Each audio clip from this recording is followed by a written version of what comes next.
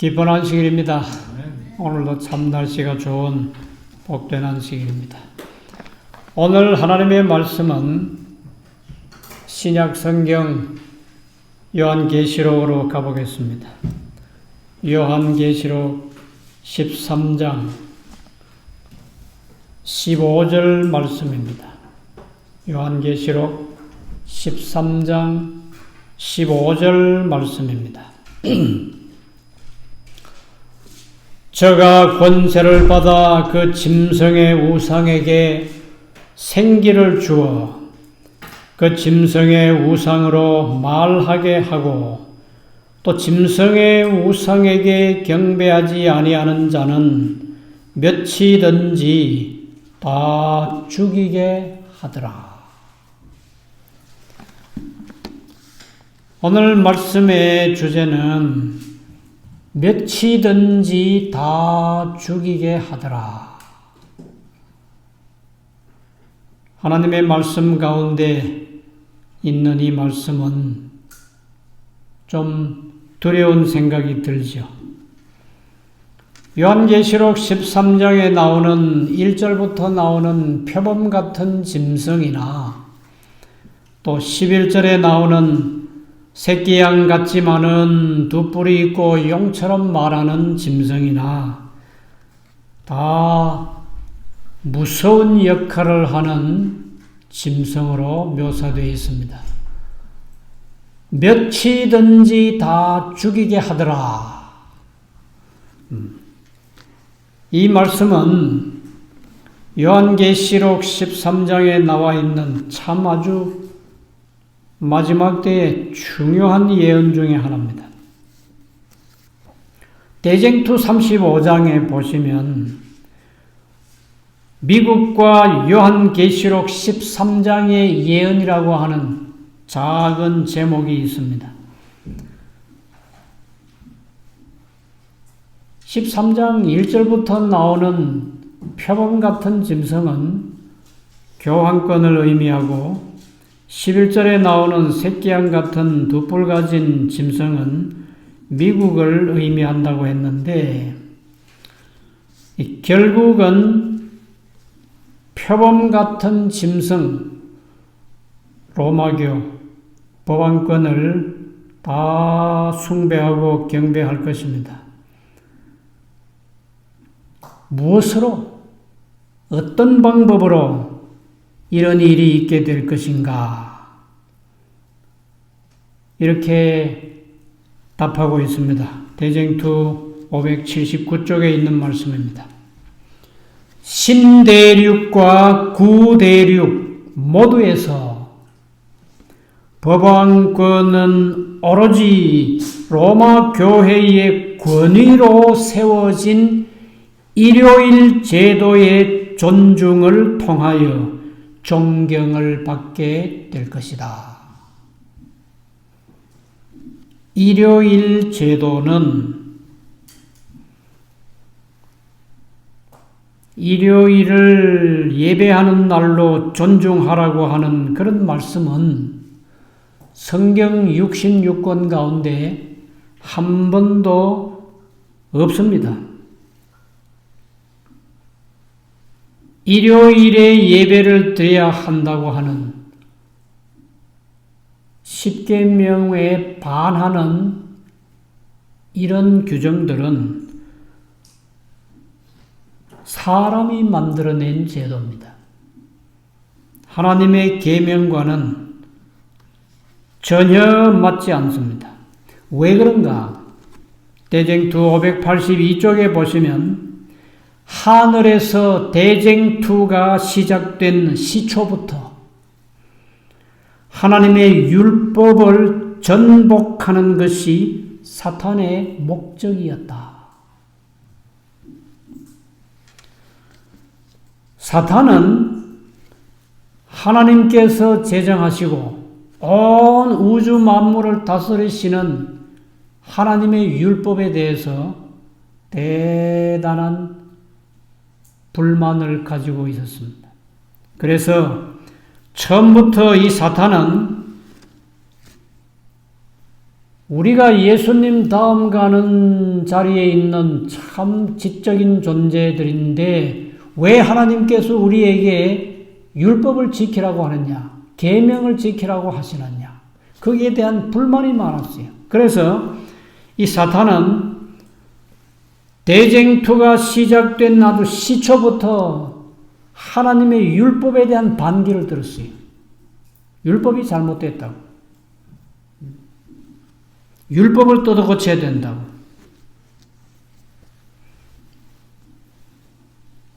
하나님의 계명은 하나님이, 예수님이, 성령님께서 진리이시고 성경 말씀이 진리인 것처럼 하나님의 계명도 진리입니다.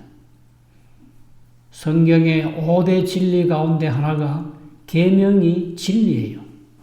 율법이 진리입니다. 진리를 어떻게 뜯어 고칩니까? 하나님의 계명을 뜯어 고치고 바꾸고 한 것은 로마 교회인데 그 배후는 사탄입니다. 무서운 환란의 때가 올 것이라고 하는 것이 성경에 예언되어 있죠. 다니엘 12장 1절에 개국 이래로 그때까지 없던 환란이라고 했는데 대쟁투 615쪽에 보시면 구체적인 설명이 있어요. 안식일이 모든 그리스도 교국을 통하여 투쟁의 초점, 스페셜 포인트라고 했어요. 스페셜 포인트 오브 컨트로버시, 투쟁의 초점이 되고 온 세상에, 온 세계의 저주의 표적, object of universal execration, 이 저주의 표적이 되고 될 것이다. 안식일이 투쟁의 초점이 되고 저주의 표적이 될 것이다. 안식일을 준수하는 분들에게는 대단히 두려운 말씀이죠. 저주의 표적, 투쟁의 초점이 되는 안식일을 준수하고도 살아남을 수가 있을까? 성경에서 또 세계 역사에서 무서운 죽음이 있었어요. 노아 시대에는 사람들이 다 죽었죠. 그런데도 그건 하나님의 심판이었는데도 살아남은 사람이 있었습니다. 소돔과 고모라가 불에 타서 다 완전히 멸망됐어요. 그래도 거기에도 살아남은 몇 사람이 있지요. 자, 사람이 사람과의 전쟁을 벌였을 때도 끔찍한 죽음들이 많았습니다. 이 세상에는 무서운 정부가 있고 무서운 단체들과 무서운 조직들이 있어요. 수많은 비밀 조직들이 존재하고 있습니다. 2차 대전 때 나치 정부는 유대인들을 600만 명을 살해했습니다. 600만 명. 서울 인구가 1000만인데 10분의 6이 다 죽었다고 한번 생각해 보세요. 얼마나 많은 숫자입니까? 캄보디아에 1970년대 초에 폴폿이 한 200만 명을 죽였다고 해요. 가는 곳마다 그 나라 사람들이 관광객들에게 보여주는 그 관광 명소에 해골들을 보여주고 있어요. 수많은 사람의 뼈들, 사람의 해골들을 보여주면서 확실한 사실을 그렇게 볼 수가 있었습니다. 지식인들도 죽었고 기독교 신자들 다 죽었고 군인도 죽었고 경찰도 죽었고 많은 지적인 교사들이 다 죽임을 당했어요. 슬픈 일이었습니다. 지금도 명령만 떨어지면 임산부의 배를 갈라놓겠다고 하는 그런 비밀 조직이 있습니다. 선지자왕 177쪽에 또 시대소망 258쪽에 역사는 반복된다 하는 말씀이 기록되어 있습니다. 대쟁투 614쪽에 보시면 온 세계는 옛날 예루살렘을 휩쓸었던 것보다 더 무서운 폐허가 될 것이다. 온 세계는. 예루살렘의 멸망에 대해서 읽어보셨습니까?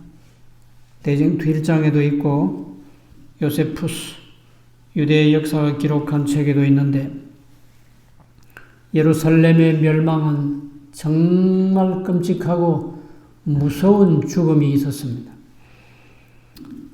대쟁투 564쪽에 박해와 학정이 급속히 부활될 것이다. 학정이라고 하는 거 잘 기억하시기 바랍니다. 또 다른 말로 하면은 폭정도 됩니다. 세상 나라 정부들이 지금까지는 많은 자유를 부여했는데 그와 같은 자유가 점점 더 줄어들다가 없어질 것이기 때문입니다. 자, 오늘의 말씀의 제목이 요한계시록 13장 15절에 몇이든지 다 죽이게 하더라인데 다 죽이지 못합니다. 다 죽지 않습니다. 홍수 사건도 그렇고 소돔의 멸망도 그렇고 예루살렘의 그 참혹한 멸망도 그렇고 하나님의 백성들은 다 죽지 않았어요. 그 끔찍하고 무서운 죽음에서 제외됐습니다. 그것은 사람이 어떻게 머리가 좋아서 피신한 것이 아니고 하나님의 도우심으로 하나님의 은밀한 지시하심에 의해서 살아남은 사람들이 있었어요. 이스라엘의 초대왕 사울 왕은 다윗이 미워서 다윗에게 음식을 주고 그리고 칼을 주었던 제사장들을 다 죽였는데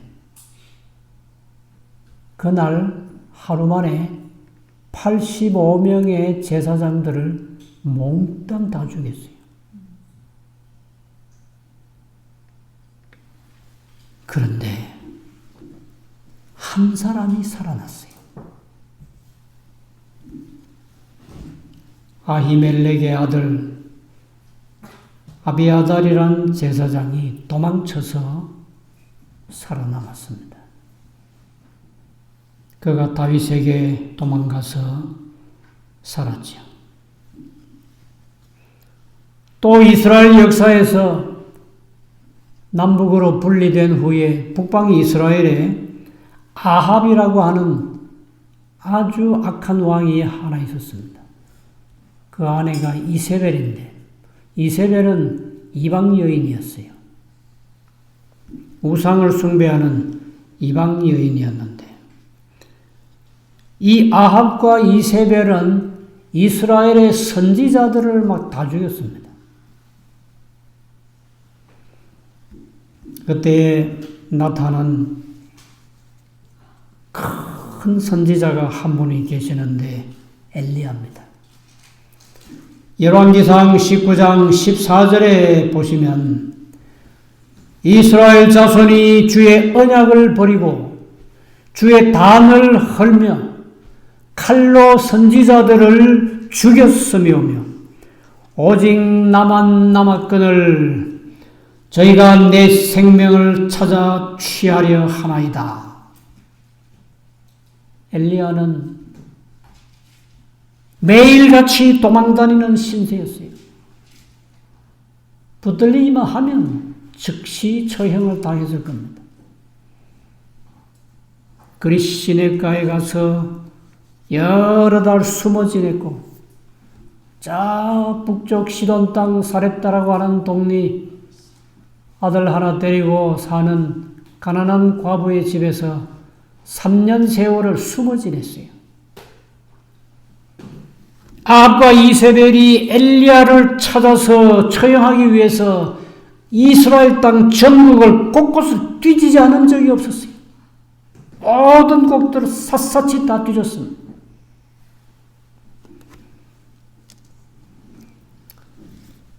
오직 나만 남았거늘 저희가 내 생명을 찾아 취하려 하나이다.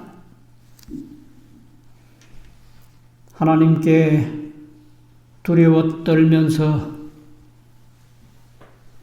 간구하는 엘리야에게 하나님은 이렇게 대답하셨습니다. 열왕기상 19장 18절 내가 이스라엘 가운데 7천인을 남기리니 다 무릎을 바알에게 꿇지 아니하고 다 그 입을 바알에게 맞추지 아니한 자니라.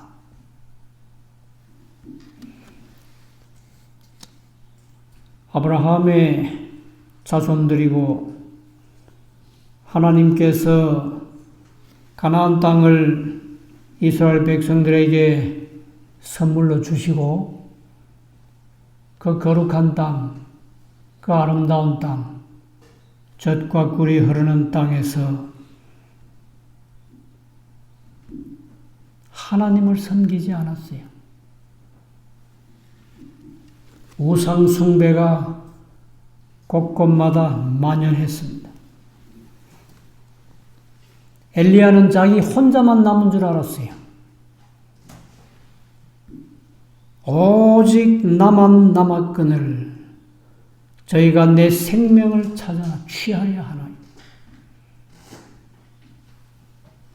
바람 앞에 등불 같은 참 연약한 목숨을 부지하고 있었던 엘리야에게 하나님께서 7,000명이 있다고, 아직 이스라엘 땅에 우상 숭배하지 않는 7,000명이 있다고. 마지막 때에 짐승의 우상에게 경배하지 아니하는 자는 몇이든지 다 죽이게 하더라 그랬지. 그리고 저가 모든 자, 작은 자나 큰 자나 부자나 빈궁한 자나 자유한 자나 종들로 하여금 그 이마에나 표를 받게 하고 이 표를 가진 자 외에는 매매도 못하게 한다 그랬죠. 짐승의 표입니다. 사탄의 마지막 카드예요. 표로서 이 표가 있으면 죽이지 않을 거고 표가 없으면 이건 남녀노유, 빈부, 귀천을 막론하고 다 죽일 겁니다. 죽이겠다고 그랬어요. 어떻게 살아남습니까? 선지자왕 605페이지에 오늘날 참교회의 원수들은 안식일 계명을 지키는 적은 무리 가운데 대궐문에서의 모르드게와 같은 사람을 본다. 보고 있다. 하는 말씀. 국가의 명령을 듣지 않는다. 국가의 명령을 따르지 않는다. 정부의 명령을 이행하지 않는다. 아주 주시하고 있죠. 엄중히 살펴보고 있을 겁니다. 살아남는 방법 몇 가지만 하고 마치겠습니다. 이 말씀은 대쟁투 594쪽에 있는 말씀인데, 모든 사람은 짐승의 표가 무엇이며 어떻게 그것을 받지 않고 피할 수 있을 것인지 알기 위하여 예언을 부지런히 연구하도록 지도되어야 한다. 재림교회는 예언의 영을 가지고 있는 교회입니다. 예언의 선물을 가지고 있는 교회예요. 10만 페이지나 되는 증언의 말씀을 가지고 있는 교회가 이 세상에서 유일하게도 재림교회입니다. 그 엄청난 페이지들 속에는 성경이 자세하게 기록한 다니엘과 계시록의 이 수많은 예언들에 대한 자세한 설명이 있어요. 어떤 사건이 세상 끝을 가리키고 있을 것인지, 어떤 일이 터져야 세상이 끝날 것인지, 그 다음에는 무슨 일이 벌어질 것인지, 앞으로 이 세상이 어디로 달려갈 것인지 훤하게 기록되어 있습니다. 그래서 모든 재림 성도들은 짐승의 표가 무엇이며 어떻게 그걸 받지 않고도 피할 수 있는지 예언을 부지런히 연구하도록 지도를 받아야 돼요. 모든 교회 지도자들은 목사님들이나 장로님들이나 혹은 대학의 교수들이나 초중고등학교의 교사들은 학생들에게 이 마지막 예언을 부지런히 가르쳐 놔야 돼요. 예언을 알면 피할 수 있습니다. 대쟁투 608쪽에 보시면 폭풍우가 다가올 때, 이것은 다른 말로 환난과 핍박입니다. 폭풍우가 다가올 때 셋째 천사의 기별을 믿노라고 공언해 오면서도 진리를 순종함으로 성화되지 못한 부류의 사람들은 그들의 위치를 떠나 반대편 대열에 가담할 것이다. 이 말씀 속에 아주 중요한 한 구절이 있습니다. 진리를 순종함으로 성화되지 못한 자들.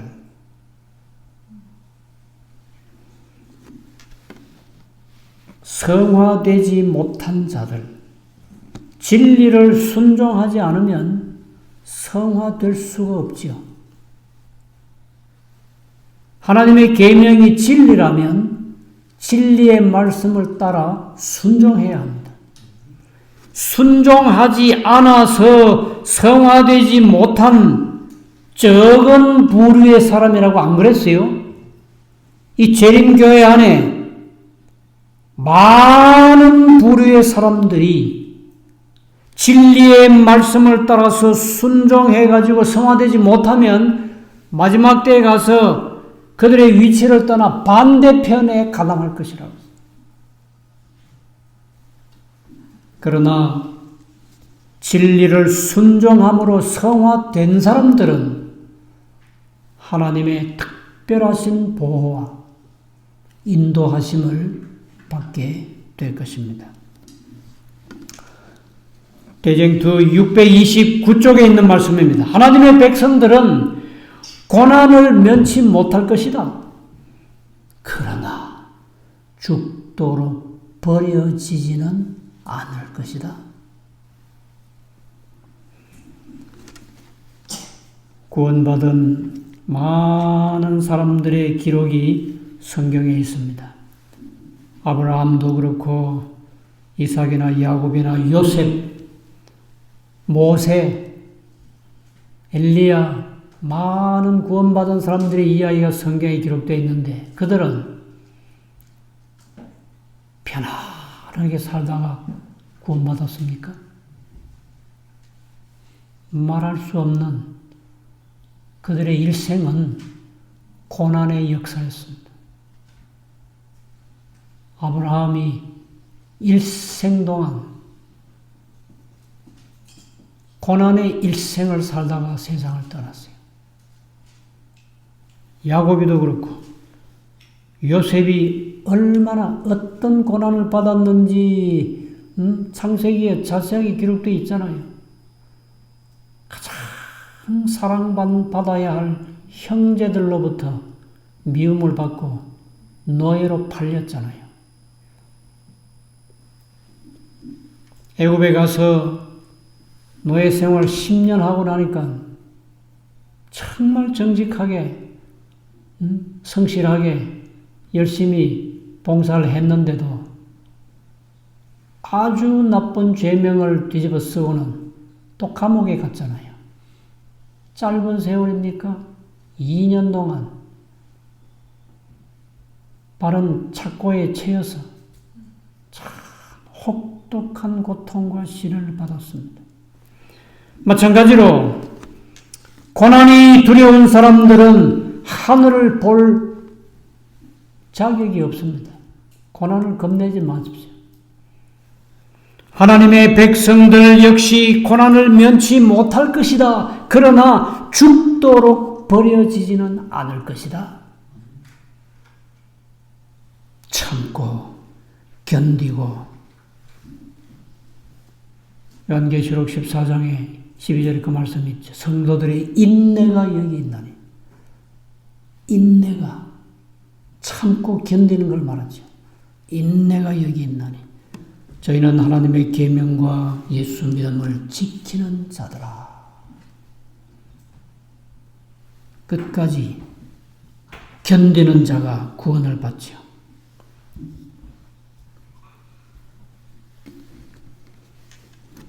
초기문집 282쪽에 있는 말씀입니다.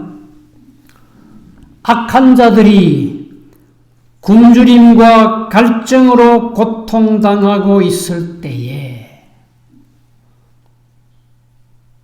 천사들이 성도들에게 음식과 물을 공급해 주고 있었다. 여기 요한계시록 13장 15절의 끝부분, 짐승의 우상에게 경배하지 아니하는 자는 몇이든지 다 죽이게 하더라. 몇이든지 다 죽인다고요.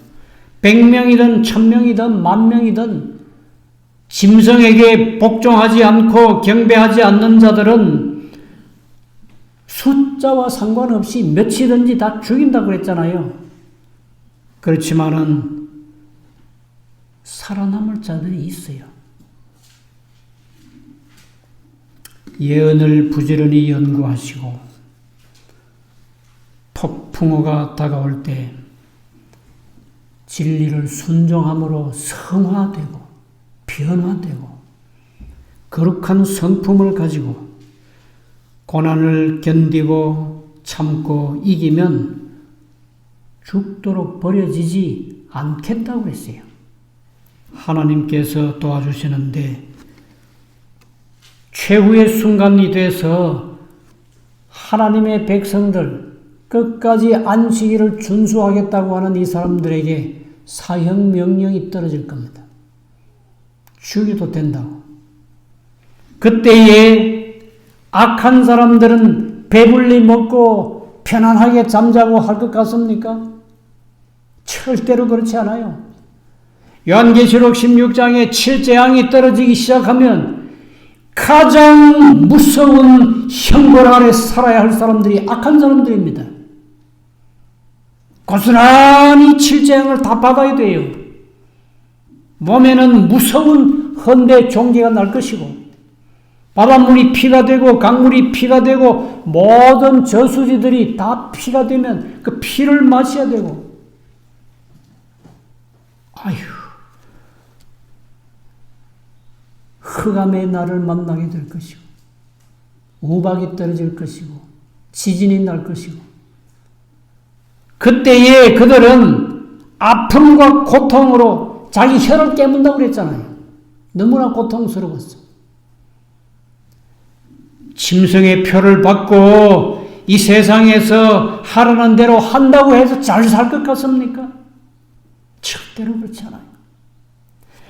악한 자들이 굶주림과 갈증으로 고통당하겠다고 했어요. 그런데 진리의 말씀을 순종함으로 성화된 사람들, 예언을 부지런히 연구한 사람들, 여간 고통과 괴로움이 있어도 참고 견딘 하나님의 백성들은 누가 음식을 갖다 주고 누가 물을 갖다 줍니까? 천사들이 갖다 줘요. 어느 편을 선택하시겠습니까? 짐승의 표를 받고 잠시 사고팔고 할 수 있고 많은 특권을 누리는 것 같을지라도 정말 기근이 오고 굶주림이 시작되면 먹을 것도 마실 것도 없을 그 무서운 때에 천사들에게 떡을 얻어먹고 물을 얻어 마실 수 있으면 그 사람들은 며칠든지 다 죽이게 할지라도 죽지 않아요. 살아남습니다. 오늘 이 하나님의 말씀을 기억하시고 하나님의 말씀을 열심히 연구하시고 열심히 기도하시고 진리의 말씀을 순종함으로 성화되시고 매일매일 조금씩 예수님의 거룩한 형상을 닮아서 품성을 닮아서 변화되시고 끝까지 참고 견디시고 천사가 가져다 주는 떡과 물만 받아 먹을 수 있다고 하면 그 사람들은 틀림없는 천국 백성입니다. 그러한 천국 백성이 되시기를 간절히 바랍니다. 자, 이 말씀을 생각하시면서 마지막 찬미는 531장입니다. 531장은 태산을 넘어 험한 길 가도 빛 가운데로 걸어가면 531장 찬미하시고 마치겠습니다.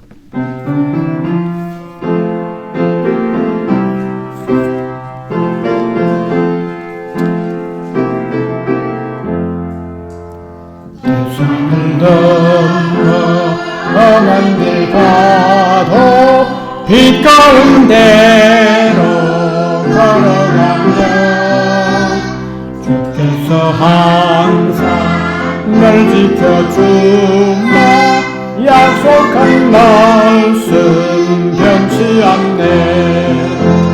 하늘의 영광 나의 맘속에 자고 남지네. 할렐루야 힘차게 불러 영원히 주를 찬양하리. 깜깜한 밤에 다린다 해도 주께서 나의 길 되시고 나에게 밝은 빛이 되시리. 길 잃어버릴 염려 없네. 하늘의 영광 나의 맘속에 차고 넘치네. 할렐루야 힘차게 불러 영원히 주를 찬양하리. 분명한 그린 마음에 받아 영원한 천국 바라보고 할렐루야 힘차게 불러 날마다 빛에 걸어가리 하늘의 영광 하늘의 영광 나의 맘속에 차고 넘치네 할렐루야 힘차게 불러 영원히 주를 찬양하리. 살아계시는 우리 하나님이시여 우리 앞에 개국 이래로 그때까지 없던 무서운 환난이 있을지라도 굶주림이 있고 도망다니는 날이 올지라도 두려워하지 말고 하나님을 믿고 의지하고 진리의 빛 가운데로 행할 수 있게 해 주시옵소서. 이 세상의 어떤 것과도 이 진리를 바꾸지 않게 하시고 하나님의 말씀에 끝까지 순종하는 거룩한 남은 백성으로 살게 해 주시옵소서. 천사가 우리에게 떡과 물을 가져다 줄 그때에 하나님의 말씀으로 진리로 바로 서는 거룩한 충성된 백성 되게 인도해 주시고 끝까지 진리를 붙잡고 승리하게 해주시기를 예수님의 이름으로 간절히 기도드리옵나이다. 아멘. 주님 오시리 확실히 오시리